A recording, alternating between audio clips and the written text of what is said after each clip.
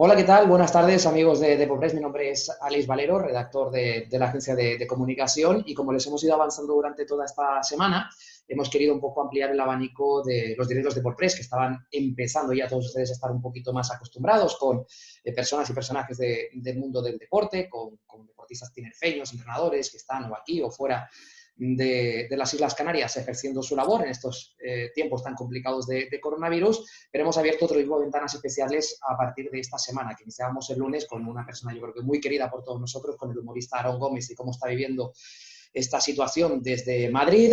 También hemos estado con la concejala de Deportes del Ayuntamiento de Santa Cruz, con Elena Mateo, y este viernes, y esperamos que todos los viernes les podamos traer una especie de tertulia, una pequeña tertulia que yo creo que todos echamos de menos cuando a las 2 de la tarde, se sigue haciendo obviamente, pero llegaban los programas deportivos de todas las emisoras de radio para contarnos qué había hecho el Tenerife, cómo lo había hecho, las tertulias, las informaciones, los entrenamientos y demás.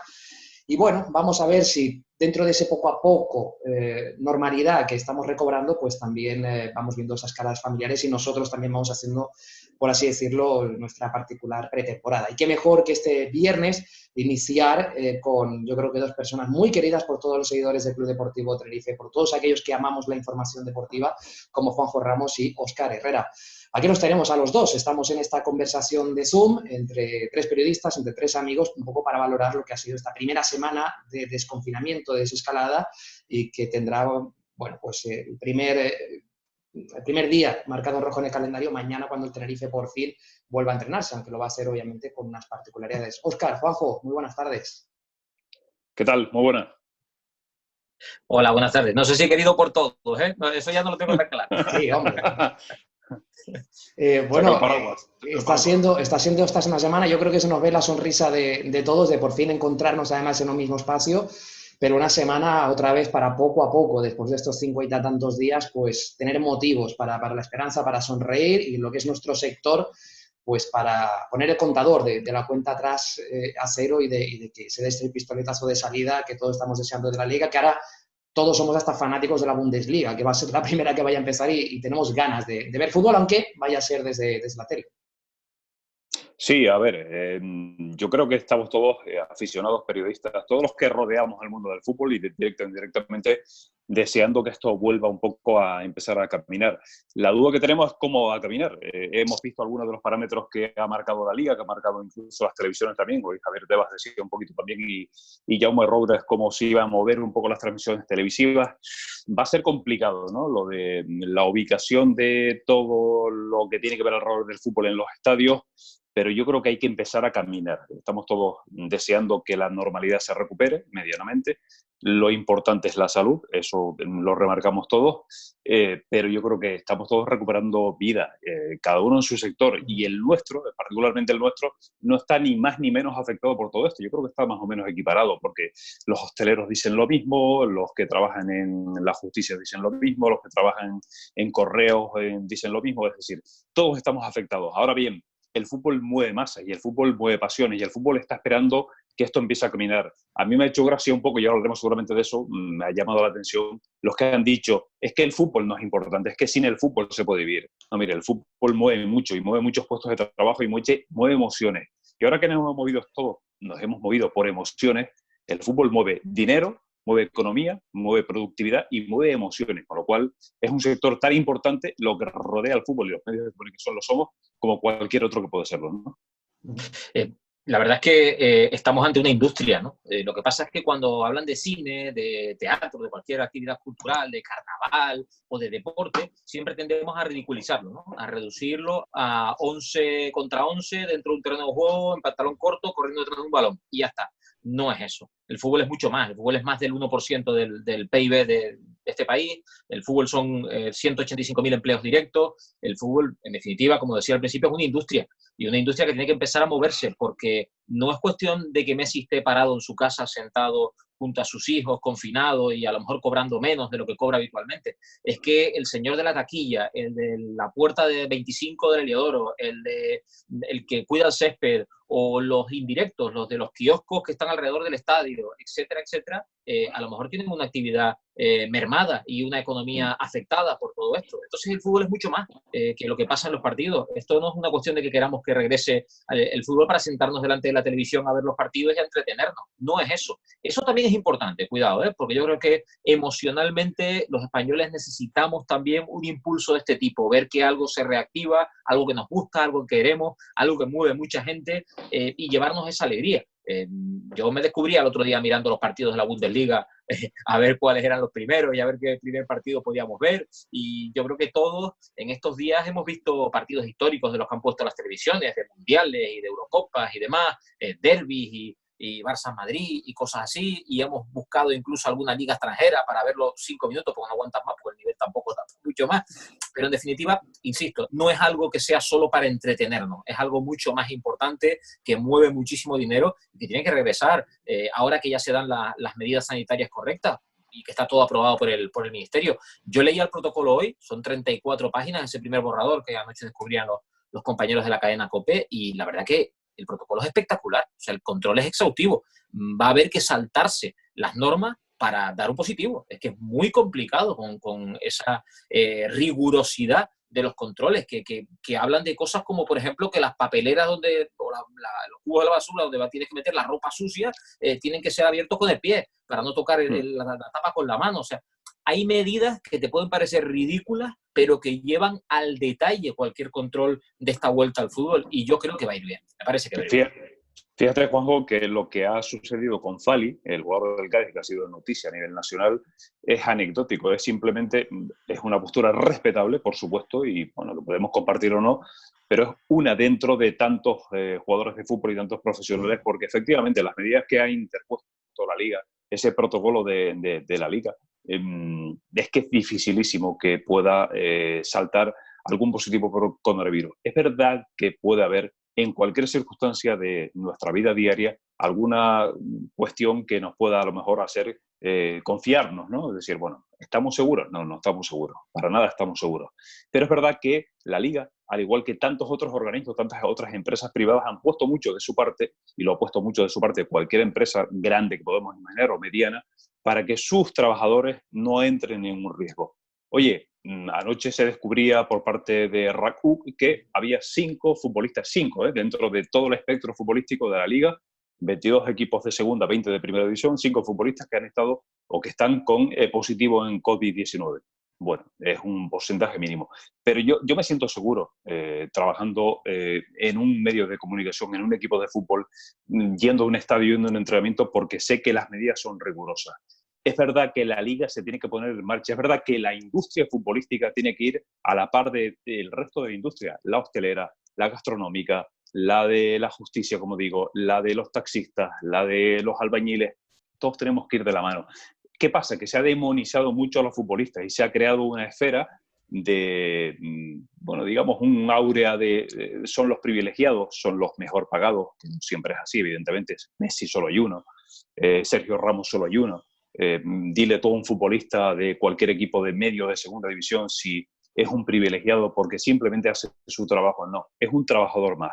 Yo creo que se ha demonizado mucho y se ha utilizado el fútbol, se ha mal utilizado para crear una imagen pública de que estos son los privilegiados, son los señoritos. En absoluto, son trabajadores que quieren hacer su trabajo. Y el Ministerio de Sanidad, en primer lugar, ha dicho, los test tienen que ser para todos.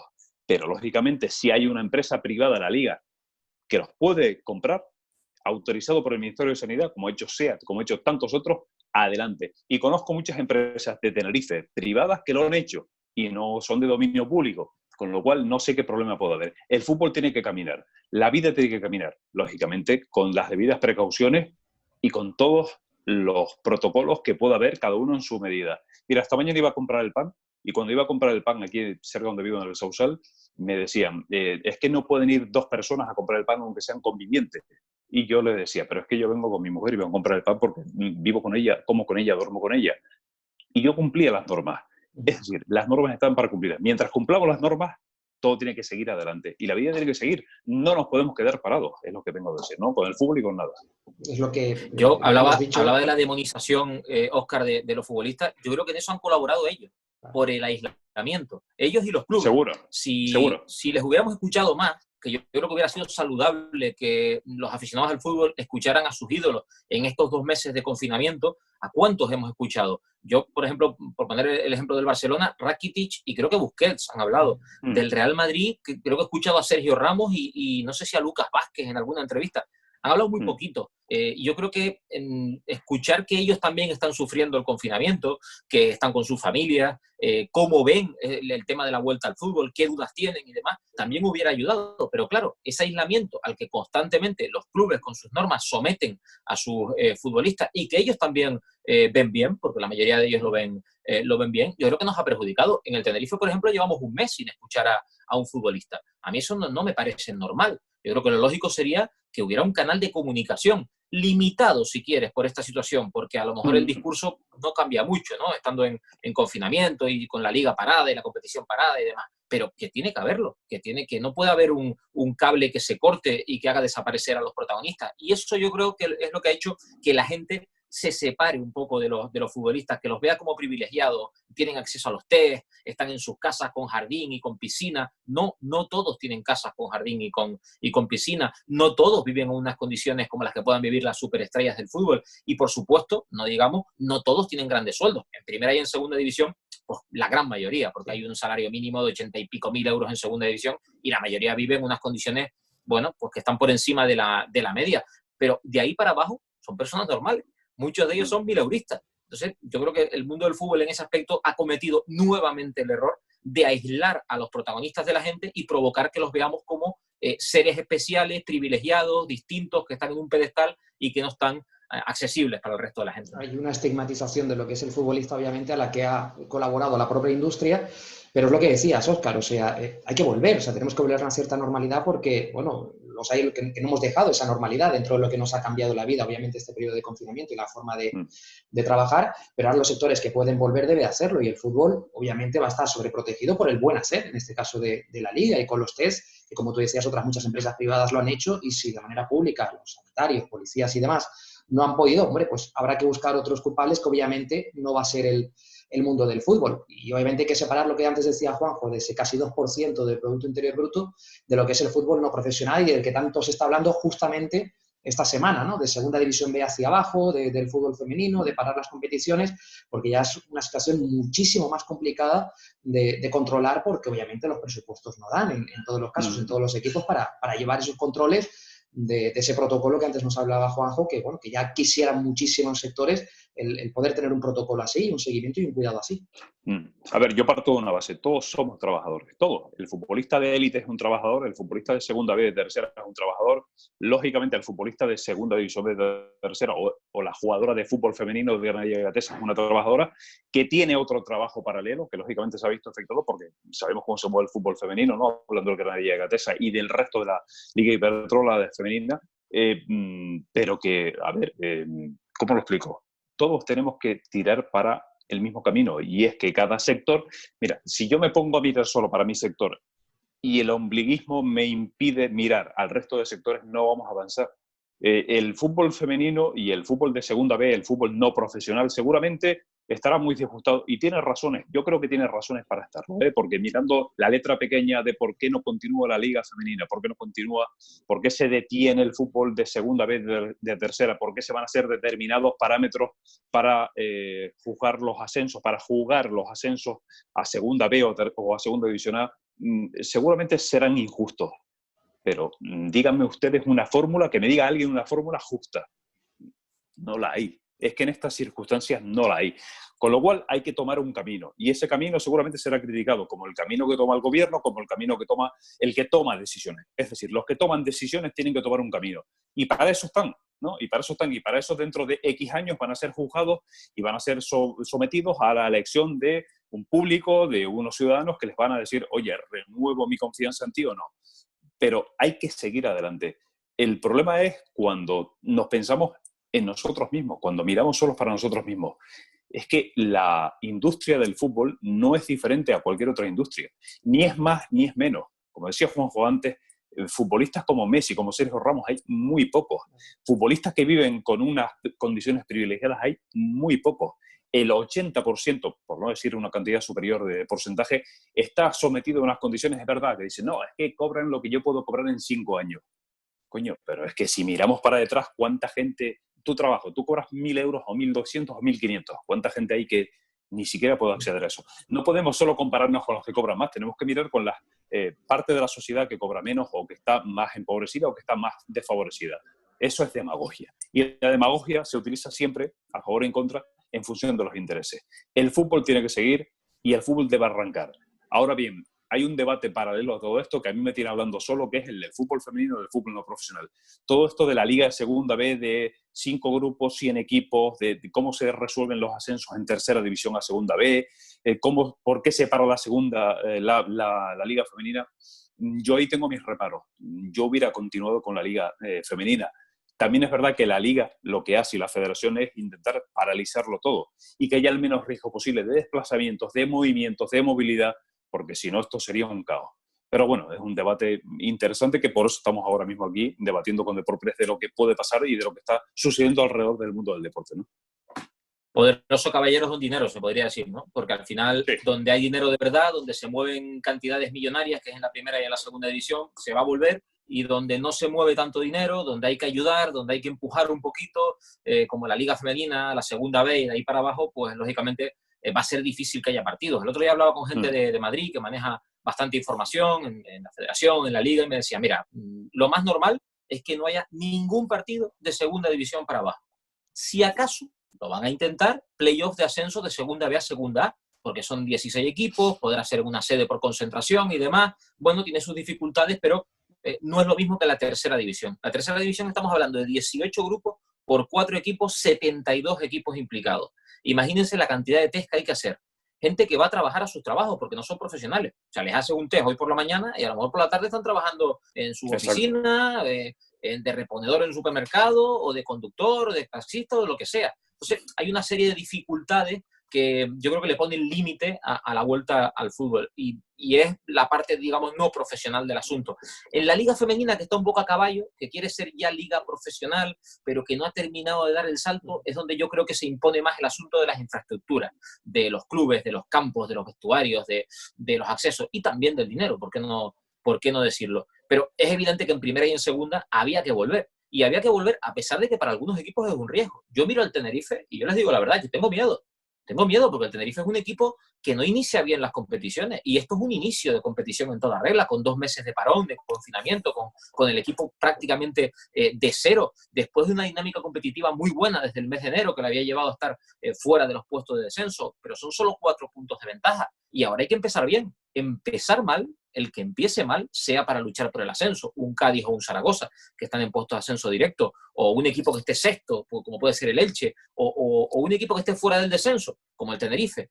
El que empiece mal y no gane uno de los 2 primeros partidos, que van a ser en un margen de 72 horas, se mete en un problema, ¿eh? El Tenerife va a Fuenlabrada y no suma, juega en casa y a lo mejor empata o pierde con el Málaga y resulta que el tercer partido fuera de casa de nuevo lo afrontas ya con la sombra de poder caer a puestos de descenso. Fíjate, o sea que la competición ya está de alguna forma adulterada, pero eso hay que aceptarlo porque estas condiciones son impuestas, es decir, no puedes hacer nada. Fíjate, Juanjo, que has dado en la clave de un asunto que es el deportivo. Cuando hasta ahora apenas nos hemos detenido en la parte deportiva, en las consecuencias deportivas de todo esto, y hemos pensado en las consecuencias económicas, en las consecuencias sanitarias, pero en la parte deportiva apenas es cierto lo que dices. Y luego es cierto que hay clubes que están pensando solo en el cortoplacismo, en el corto plazo, y no en el medio, en el largo plazo. ¿Qué ocurre si tú, después de todo esto, empiezas a caminar, se acaba la temporada, el 31 de julio, cuando sea, y te vas a Segunda División B? El caso del Tenerife que has mencionado. Claro, si ya tienes una merma de ingresos, porque no vas a ingresar por televisión descendiendo de categoría, lo que ingresas en la liga profesional, si no vas a ingresar por abonos previsiblemente la próxima temporada ni por taquilla, lo que vas a ingresar porque no se va a permitir el uso, la afluencia de espectadores al estadio, caer en la Segunda División B es que es un riesgo efectivamente muy, muy a tener en cuenta. Por eso todo esto hay que medirlo muy bien. Y luego está el riesgo sanitario. en el que efectivamente en el Tenerife ahora mismo estamos pensando todos que no hay ningún problema, que no va a haber ningún problema a nivel sanitario hasta que demos el salto y vayamos a Fuenlabrada, a Santander, a Cádiz, es decir, a donde haya que ir. Y cuando vuelva, ese riesgo sanitario, ese miedo que tiene Fali y que yo estoy convencido que tienen todos los jugadores, como tenemos todas las personas, porque es una cuestión razonable, tener miedo, tener preocupación por ti y por los tuyos, pues eso va a empezar a pasar. Y todo eso es una amalgama de situaciones que va a cambiar completamente la dinámica de la competición. Es decir, estamos hablando de lo que puede suponer a partir de ahora poner en marcha la competición a nivel económico y estamos con unas ciertas expectativas, con una incertidumbre brutal de lo que puede pasar a todos los niveles. Estamos a principios de mayo. ¿Qué va a pasar a principios de julio, de agosto? No lo sabemos. Pero es cierto que ahora mismo hay un riesgo evidente deportivo, económico, sanitario. Es decir, son tantos frentes los que nos vienen por un lado y por otro que no sabemos a cuál atender primero. Lo que ha dicho Juanjo es importante. Fíjate que yo no había caído hasta ahora, la parte deportiva. Yo no me había parado a pensar en el riesgo de situación deportiva de descenso para el Tenerife, sino en el económico, la falta de dinero por ingresos de televisión, por ingresos de X, pero está el deportivo. A partir de ahí, ¿cómo se mide todo eso? Pues se mide empezando a caminar y empezando a competir y empezando a jugar. Mira, en la vida hay que dar pasos adelante y te la tienes que jugar. Ahora, él no puede estar parado permanentemente. Llevamos 2 meses y poco parados, desde el 14 de marzo o 15 de marzo. Estamos a 8 de mayo. Hay que caminar y hay que arriesgarse. Oye, que te sale mal, habrá quien le saldrá mal, habrá quien le saldrá regular y habrá quien le saldrá bien. Bueno, pues al que le salga mal tendrá que... Luego no venga a lamentarse, ¿eh? Y aunque sea el Club Deportivo Tenerife, no vengamos a lamentarme. Todos formamos parte de este circo y todos tenemos que tirar de la mano y decir, oye, nos apuntamos, nos subimos a este carro, luego no nos quejemos. A mí me da que hay muchísimas cosas que se adaptan unas a otras, ¿no? Que van a tener influencia de manera directa, ¿no? Por el sanitario, por ejemplo, ¿qué pasa? Que ya lo sabemos por el protocolo de si un jugador da positivo, pero ¿qué pasa si en un mismo equipo lo dan 4 o 5? Se va a seguir avanzando la competición. Eso es una merma deportiva para el entrenador de ese equipo. Imagínate que da un positivo, yo qué sé, por poner un ejemplo, pues Luis Milla y Aitor Sanz. Pues aparte de que hay un riesgo deportivo, estamos viendo que en lo sanitario, lo decías antes, Óscar, RACU ya informó de que había 5 positivos entre primera y segunda división. Lo dijo ayer por la noche, o sea que tienen que ser casos seguro del martes, que empezaron los equipos a pasar a controles, no sé si de alguno del miércoles, pero que en un día de análisis ya ha habido 5. Veremos a ver si cuando esta tarde o mañana se tenga el resultado de todos, si esa cifra aumenta a esos 25 o 30 que decía la Liga. Pero me quedo con lo de Juanjo también, el tema deportivo, y más en el caso de Tenerife y Las Palmas, que lo van a tener complicado, porque ahora sí, cada 72 horas, pues es jugar aquí, jugar fuera, jugar aquí, no hay tiempo ni de preparar los partidos en el apartado técnico-táctico, por así decirlo, ¿no? O sea, a mí se me viene el ejemplo que puede ser como cuando en un Gran Premio de Fórmula 1 que hay lluvia, y hay un accidente, hay un safety car, la carrera se vuelve loca, que es lo que decía antes Juanjo, ¿no? De que va a depender mucho deportivamente de cómo arranques, ¿no? De cómo reacciones y de qué equipos tengan la capacidad de adaptarse, y en este caso, hombre, pues Tenerife y Las Palmas un poquito más perjudicados por tanto desplazamiento, yo creo que está claro.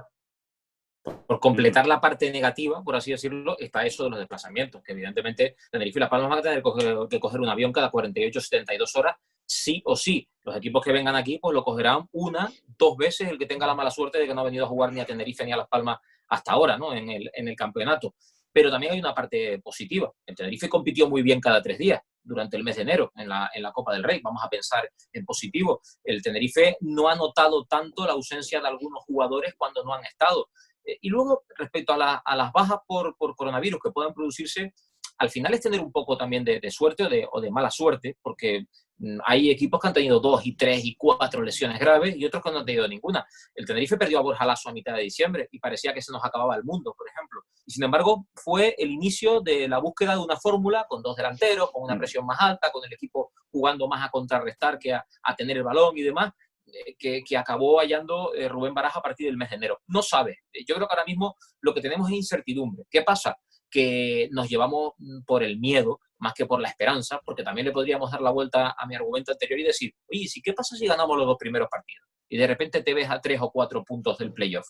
Porque es una situación distinta. Esto es una carrera de 11 partidos. Hasta ahora la clasificación nos ha puesto ahí. Pero antes había una continuidad que a ti te hacía decir, imposible. El Tenerife, 7 puntos recuperar en 11 jornadas. Ahora es todo tan distinto que a lo mejor el Elche entra muy mal en competición y resulta que no te ves tan lejos en 2 o 3 partidos, precisamente por esa cercanía de las jornadas de las que hablábamos. En una semana se van a jugar 9 puntos. todo ha cambiado. Ahora mismo yo soy el Cádiz o el Zaragoza y no las tendría todas consigo desde el punto de vista de el camino que llevaban, la dinámica que llevaban, sobre todo el Cádiz, era de ascenso sí o sí, y el Zaragoza posiblemente también. Ahora mismo no. Y efectivamente, yo te compro lo que has dicho, porque es cierto que tú digas, bueno, es que ha cambiado todo tanto que ahora mismo nada de lo que ha pasado hasta ahora sirve. Jamás habíamos visto una circunstancia así. Cierto que pueden ser las lesiones, las competiciones europeas, la Copa del Rey, la carga de partidos, las lesiones, todo lo que tú quieras, los componentes que todos conocíamos. Esto es tan desconocido que después de 2 meses y medio, 3 meses, desde el marzo hasta junio, 3 meses, no sabemos cómo van a responder los equipos. Y efectivamente, no se puede descartar que el Tenerife empiece muy bien. Estamos diciendo, oh, siempre nos ponemos en lo peor. Y si el Tenerife empieza muy bien, ¿qué pasa? Y si todo esto nos beneficia, habrá seguramente algún equipo que va a sorprender y algún equipo de primera, de Liga Santander o de segunda división que va a sorprender para bien. Es decir, joder, han empezado como una moto. Son un montón de componentes. Yo creo que esta parte tiene su atractivo y tiene la parte arriesgada que estamos hablando, tiene su atractivo, tiene su interés para el aficionado incluso, que a mí, por cierto, me llama mucho la atención el aficionado del fútbol incluso, que yo conozco muchos que dicen el fútbol siempre son los mejores, los privilegiados, y son los primeros en sentarse a ver un partido por televisión y a ir al estadio si se puede, a escucharlo por la radio. Es decir, miren, vamos a disfrutar, el que quiera ir a la ópera, que vaya a la ópera, el que quiera ir al fútbol, que vaya al fútbol, el que quiera ir a un restaurante, que vaya a un restaurante, el que quiera ir a pasear, que vaya a pasear, pero no demonicen siempre al fútbol, al deporte, porque yo estoy cansado de que parece que los del fútbol, los del deporte, somos siempre los patitos feos y los privilegiados y los que pensamos solo en nosotros. Esto va a ser dentro de toda la tragedia, porque, oye, hoy ha habido un repunte de casos en estas últimas horas, de contagios, de fallecidos, y eso es preocupante, pero dentro de toda esta tragedia vamos a mirar una parte positiva. Esto va a tener un poquito de chicha y va a tener un poquito más de emoción. Vamos a buscar esa parte de emoción, coño, que no solo quedarnos con la parte negativa y la parte trágica, que la hay, y que lamentamos todo lo que ha pasado y cada uno en sus circunstancias lamenta la situación laboral, la situación personal, la situación de algún familiar o conocido o la situación general del mundo que uno enciende la tele, ve las noticias y le produce pavor y dolor lo que ve. Pero vamos a pensar que dentro de todo esto hay una parte que tiene que ser positiva, si no nos hundimos en la miseria. Y el fútbol y el deporte y el baloncesto, la Liga ACB, la Liga Endesa, la Liga de Fútbol, nos va a dar un poquito de vidilla. Coño, vamos a aferrarnos a esa vidilla. Y si el Tenerife empieza bien, ¿por qué no? Como decía Juanjo, ¿por qué no aferrarnos a que el Tenerife pueda empezar bien y de repente en una carambola son 11 jornadas, 33 puntos, cuando llevemos 7 jornadas y nos falten 4 partidos, decir, oye, que estamos ahí, que lo podemos tocar? ¿Por qué no? Decías recuperar la vidilla, Óscar, una vidilla absolutamente diferente. O sea, el fútbol ha cambiado, va a cambiar hasta que la recuperemos 100%, pero vamos, no entrar al Rodríguez López, no ir a cualquier estadio hasta la 2020-21 como público, obviamente como periodista, pero sobre todo el público, vamos a ser hinchas de salón, por así decirlo. O sea, va a faltar ese aliento y ese condimento, ¿no? O sea, hay propuestas miles, que si megafonía, que si los mensajes de Twitter, ponerlos también en los videomarcadores, hay mucha inventiva, pero el fútbol como tal, el fútbol de vivirlo en el estadio, de tomarte un barraquito antes de entrar o de lo que sea, eso vete a saber cuándo lo vamos a conocer y a eso también se van a tener que adaptar los jugadores. Ale, todo pasará, todo llegará. Es verdad que es una putada, con perdón, una faena. El que el aficionado al abonado, yo en este último tramo del último año he estado viviendo el estadio desde la grada, desde mi asiento en tribuna, por cierto, muy cerca de la posición de la cadena COPE de Juanjo Ramos, que lo veía cada 2x3 cuando llegaba a la cabina, y lo he vivido de una manera diferente y lo he disfrutado. No pasa nada. Si durante un tiempo, al final es adaptarse a las circunstancias, no vale de nada lamentarse. Todo cambiará y todo llegará. Es verdad que es diferente para el aficionado. Nosotros lo estamos viendo de una postura diferente. El aficionado dirá, es que no es lo mismo, es que el fútbol sin público, como he dicho, por ejemplo, el Frente Blanquiazul, que se ha alineado en una postura de no al fútbol sin aficionados. El fútbol sin aficionados no. Amigo mío, hay que caminar. Cuando esto tenga que caminar, caminará. Y todos tenemos nuestra... Yo no te digo que no tenga razón, ni el Frente Blanquiazul, ni los que opinan eso. Pero no es una cuestión de tener razón, es una cuestión de adaptarse a las circunstancias. Las circunstancias dramáticas de esta pandemia obligan a acostumbrarse a una nueva vida. Pues oye, el fútbol sin público va a ser una realidad. Todo lo que va a ser la Liga, Mediapro, etcétera, para adaptarse, que si cánticos, que si público virtual, bueno, puede estar diferente, puede estar bien, pero es diferente. Pero hay que adaptarse. Al final tenemos que adaptarnos. De nada nos sirve quejarnos. Quejarse en un sofá es muy fácil. Yo vengo aquí, me puedo quejar, me siento, venga, suelto mi regla, me quejo de 1800 cosas. ¿Cambia algo? ¿Sirve de algo? ¿Va a mejorar tu vida? ¿Te vas a acostar esta noche más feliz? No. Adáptate a las circunstancias, amóldate a la vida, que la vida no es solo para ti, las dificultades no son solo para ti, son para el resto del mundo. Ajo y agua, es lo que digo. Claro, yo quiero ir a ver a mi familia, quiero quedar con mis amigos en una cafetería, quiero ir al cine, quiero ir a dar una vuelta, pero donde yo quiera, y no se puede. Hay que adaptarse a lo que hay. Y el fútbol también tiene que adaptarse. Y yo digo más, la única propuesta de las que he escuchado estos días y he leído estos días para tapar un poco el vacío de las gradas, que me llamó la atención positivamente, fue una, creo que del Borussia en Alemania, que ponían cartones de los aficionados, con las caras de los aficionados, pero que era pagando. Y me llamó la atención ¿Pero por eso. ¿Quién paga eso? 19 euros por cada cartón, ¿no? ¿Quién paga eso? ¿Lo paga el aficionado? ¿Lo paga el club? ¿Un club que está ahora mismo en una situación económica de un agujero? ¿Eso quién lo paga, Juanjo?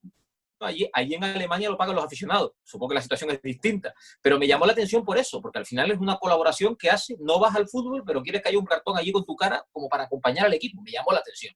Pero yo no haría nada, sinceramente. A mí me parece que falsear el ambiente, que poner tweets y cosas de esas, que poner unas lonas con publicidad, no. Yo creo que la gente tiene que ver lo que hay y tiene que adaptarse a la realidad. La realidad del fútbol de los próximos meses es campos vacíos. Fútbol a puerta cerrada y nosotros en la tele viéndolo, en el estudio de la radio narrándolo por la tele, en una situación distinta y tiene que ser como es, porque si nos engañamos y si tapamos la realidad, creo que efectivamente estamos haciendo eso, autoengañándonos y que no conduce a nada. Al final, escuchar el ambiente en un campo vacío, un ambiente grabado, un ambiente que yo creo que no tiene mucho sentido. Me fastidia más las consecuencias. Yo solo un matiz y una situación rápida que Alei lo sabe, Juanjo lo sabe. Hace un año y pico tuvimos que narrar por televisión en Radio El Día, por televisión, por las circunstancias que no era el caso, y poníamos ambiente falseado. Y yo digo, con perdón, esto es una mierda. Esto es una mierda porque esto al final, sí, de acuerdo, el aficionado puede sentir porque poníamos un ambiente del estadio y decir, esto no es fútbol, es lo que dice Juanjo. Mejor la realidad, ¿no? Contar la realidad que falsear las cosas. Y al final tú dices, vale, está muy bien, oyes ambiente de fondo, oye, te sientes como si estuvieras en un campo de fútbol, pero el aficionado que lo capta, el inteligente, ¿no? Más que el inteligente, perdón, el que sabe un poquito cómo se mueve esto y el periodista saben que eso no es la realidad. Con lo cual, yo estoy con Juanjo. La realidad tal cual, por muy duro que sea, aunque sea un campo vacío sin ambiente, es lo que hay, adaptarse. Y voy a añadir para terminar que me preocupa más las consecuencias. Consecuencias como que, por ejemplo, los clubes el año que viene no tengan ese ingreso de abonados y de entradas. En el caso del Tenerife, por ejemplo, son casi 2 millones de euros los que va a perder y eso va a mermar su poder adquisitivo a la hora de fijar el tope salarial y, por tanto, el dinero que se va a poder gastar en la plantilla.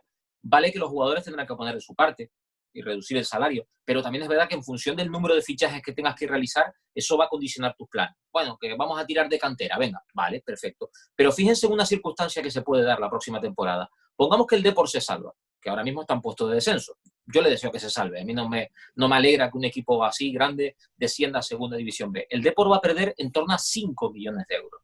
El Tenerife en torno a 2. El Alcorcón puede perder 200 o 300 mil euros. Se puede dar una circunstancia el año que viene llamativa, y es que equipos de un poder adquisitivo muy inferior, de una localidad con menos población, con menor número de abonados y demás, tengan un potencial deportivo equilibrado con otros de una entidad histórica y de una tradición y de una clasificación en los últimos años bastante mejor. Esto va a revolucionar por completo el fútbol. Y yo creo que a nosotros nos sume también una especie de incertidumbre a la hora de poder establecer análisis, de sacar estadísticas, de hablar de lo que puede pasar, de lo que no puede pasar y demás. Yo no sé cuál va a ser el tope salarial del Tenerife, no sé cuánto se va a poder gastar. Los representantes no saben cuánto van a poder apretar, los jugadores no saben cuánto van a tener que perdonar, los directores deportivos no saben cuánto van a poder fichar. Es un mundo absolutamente nuevo el que se viene, ¿eh? Permitan barrer un poquito para casa, pero ya en Deporpress hemos propuesto soluciones, peinando mercado de Segunda División B, hablando también de la cantera con expertos de lo que viene, porque obviamente, Óscar, llevamos ya 30 y pico minutos, casi 35 minutos, hay que reinventarse, o sea, todos, nosotros lo hemos hecho en nuestras casas, en nuestro día a día, por supuesto el Tenerife, por supuesto cualquier club mirando al futuro, que en el caso nuestro del Tenerife, que como mínimo obviamente sea... Fíjate que he estado leyendo estos días, siempre lo hago, a Roberto Bayón, compañero de la Voz de Asturias, que maneja aspectos económicos con un peso importante, y ha hablado de las consecuencias que van a ser, sobre todo, más de peso para los clubes que mayor presupuesto manejan. Es decir, cuanto mayor presupuesto manejes, Barça, Real Madrid, Atlético de Madrid, mayor va a ser seguramente el socavón económico, aunque pueda parecer lo contrario. Extrapolándolo al Club Deportivo de Tenerife, efectivamente, hay que reinventarse. Oye, ¿qué tiene de malo el mercado de la segunda B o el mercado de una categoría inferior? El problema no es ese, el problema es el que ha dicho Juanjo. ¿Cómo te reinventas? ¿Cómo llegas a ese mercado al que van a querer llegar el Cádiz, el Zaragoza, el Córdoba, el Mirandés, etcétera, todos los equipos? El problema va a ser cómo te vas a reinventar y, sobre todo, cómo vas a empezar a negociar cuando llegue un representante, el representante de Milla, Julio Llorente, Juan Carlos Cordero. Hola, Juan Carlos, muy buena. Mira, tengo una oferta de Milla por Milla del Getafe por 1,5 millones de euros. ¿Cómo mides eso ahora? Claro. Porque hace un año lo medías muy fácil y equilibrabas, el mercado te marca un poco los pasos a seguir. Ahora, ¿cómo mides si es una buena oferta o no? Que no creo que ningún equipo te vaya a marcar un 1,5 millones de euros por un jugador. Bueno, o sí. Porque el Getafe estamos viendo que ha sacado la iniciativa fantástica de condonar los abonos para la próxima temporada, y está muy bien explicado que al Getafe no le supone casi nada de esfuerzo económico porque va a jugar UEFA, competición europea, es decir, cada uno tiene sus circunstancias. Va a cambiar todo y va a cambiar la manera de negociar. Los representantes ya no van a tener el sartén la mano por el sartén. Es decir, va a ser todo muy divertido. Yo creo que va a ser todo tan divertido que vamos todos a empezar de cero. Así que nos lo vamos a hacer muy bien, siempre y cuando la salud nos acompañe, que eso es lo importante, porque yo, sinceramente, estoy preocupado por la parte sanitaria. Yo estoy viendo día a día los casos que hay todavía de repunte sanitario, estamos hablando de esto porque toca hablar de esto, y digo, vamos a ver cómo estamos dentro de 3 meses, si esto no pega un pelotazo. Hoy estaba viendo el informe del Ejército del Aire, que ha dicho que en 2021, en noviembre y en 2022, y digo, la madre que los parió, nos están llevando esto a que va a haber rebrotes al año 2022 cuando estamos todavía en mayo de 2020. Así que vamos a ir despacito, pero es verdad que todo va a cambiar tanto que vamos a tener que empezar a coger las cosas con pinzas. Yo creo que eso de la nueva normalidad está bien llevado, ¿eh? No soy yo de aquí de tirar por partido para el otro en este debate, no es eso, pero sí es verdad que no es la normalidad de antes. Es una normalidad distinta a la que nos vamos a tener que adaptar y que va a cambiarlo todo, al menos durante un par de años, ¿no? Porque aunque haya vacuna pronto, va a haber unas consecuencias, va a haber un coleo de todo esto y, como decía Óscar, pues a lo mejor una oferta de 1,5 millones por Milla pasa a ser buena.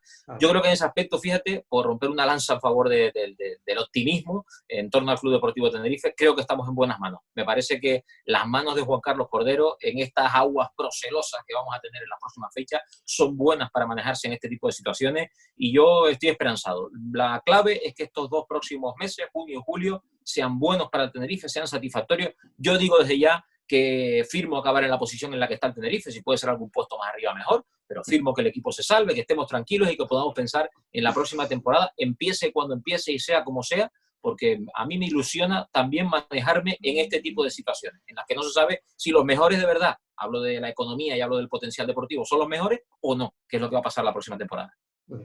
Amigos, muchísimas gracias. Ya a partir de la próxima semana se podrá empezar a plantearnos el quedar para echarnos un barraquito, a ver si va abriendo todo. Un fuerte abrazo a los dos. Sí, a ver si es verdad. A ver si yo estoy deseando echarme un barraquito, una cerveza, donde sea. Pero cuidado, tranquilo, porque estamos todos. Yo fíjate que lo que te he dicho, Ale y Juanjo, estamos todos pensando que ya esto ha pasado y esto no ha pasado. Está sucediendo todavía. Tranquilidad. Pero si hay que echarse un barraquito, se echa un barraquito en el Bar Imperial 1 encantado de la vida. Un fuerte abrazo, mucha Óscar. Precaución, mucho cuidado, cumplan las normas todavía, las que les van diciendo, y esto va a ir mejor para todos. Encantado de estar con Óscar, un placer para mí y contigo, Alex. Un abrazo. Igualmente, un abrazo. Muchas gracias a los cuídense. dos en Deportes con este primer debate, que obviamente no va a ser el último, y ya les iremos informando puntualmente en nuestras redes sociales. Un abrazo, nos emplazamos hasta el próximo lunes. Ahí tendremos un directo de Deportes vía Instagram con Ida Afonso, la concejala de Deportes del Ayuntamiento de San Cristóbal de la Laguna, y ya les iremos informando de todo cómo va a ser durante la próxima semana. Hasta entonces, hasta luego.